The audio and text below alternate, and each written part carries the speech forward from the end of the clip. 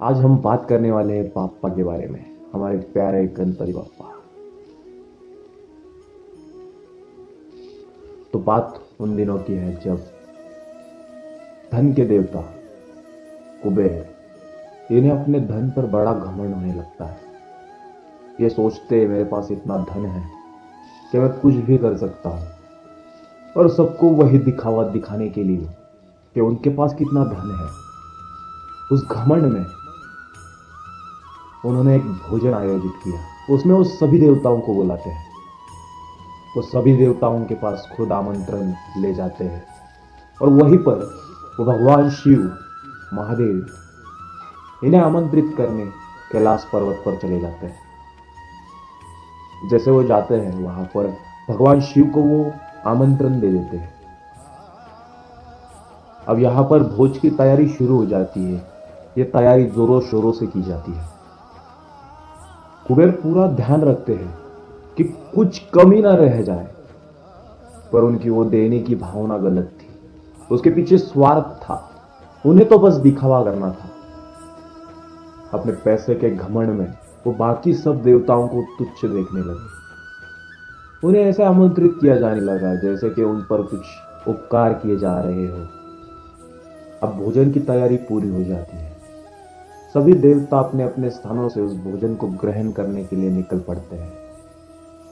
वही भगवान शिव किसी कारणवश वहां पर नहीं जा पाते, पर आमंत्रण का मान रखते हुए किसी ना किसी को तो भेजना था। तो भगवान शिव अपने प्यारे पुत्र, हमारे प्यारे गणपति बाप्पा, उनको भेज देते हैं। भगवान शिव कहते हैं, बेटा इस भोज को आप चले जाओ। गणपति बाप्पा बड़े प्यार से आमंत्रण को स्वीकार करते हुए वहां पर चले जाते हैं। अब कुछ ही देर में भोजन शुरू हो जाता है,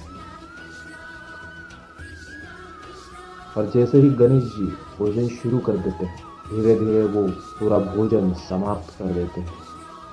वहां पर जितना कुछ भोजन था वो पूरा वो समाप्त कर देते हैं, पर फिर भी उनकी भूख शांत नहीं होती। तब गणेश जी वहां पर जितने भी बर्तन थे उसे खाना शुरू कर देते हैं, पर उनकी भूख शांत होने का नाम नहीं ले रही थी। उनकी भूख इतनी बढ़ती जा रही थी कि उन्होंने अलंकापुरी, जो कि कुबेर जी का शहर था, उन्होंने उससे भी निकलना शुरू कर दिया। कुबेर जी डर गए, पर जब अलंकापुरी निकलने के बाद गणेश जी की भूख शांत ना होती है, तब गणेश जी कुबेर जी को निगलने के लिए आगे बढ़ते हैं।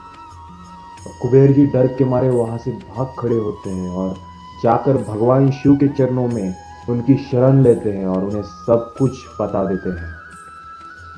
तो भगवान शिव बड़े ही प्यार से मुस्कुराकर एक कटोरे में उबले हुए चावल गणेश जी को दे देते हैं। जब गणेश जी उसे ग्रहण करते हैं तब जाकर उनकी भूख शांत होती है। और वहीं पर कुबेर जी को जो मद था कि वो अपार संपत्ति के स्वामी है, वहीं पर चूर चूर हो जाता है। उन्हें समझ में आ जाता है कि कोई भी संपत्ति किसी की भूख शांत नहीं कर सकती, जबकि कुछ चावल के दाने किसी की भूख शांत करने के लिए पर्याप्त है। कुबेर जी को अपनी गलतियों का एहसास होता है। वो पश्चाताप के लिए गणेश जी के चरणों पर गिरकर माफी मांगते हैं। तब गणेश जी उन्हें एक बड़ी ही अच्छी सी सीख देते हैं। वो कहते हैं कि धन नश्वर है, अगर आपके पास है तो उसे बांटना सीखो, जरूरतमंद को देना सीखो, ना कि उसका दिखावा करो। तो दोस्तों, ये गणेश जी की कहानी आपको कैसे लगी, क्या सीख मिली आपको इससे, कमेंट बॉक्स में कमेंट करके ज़रूर बताइएगा। और हमेशा सबका सम्मान करना सीखिए। यही तो हमारे प्यारे गणपति बप्पा की सीख है।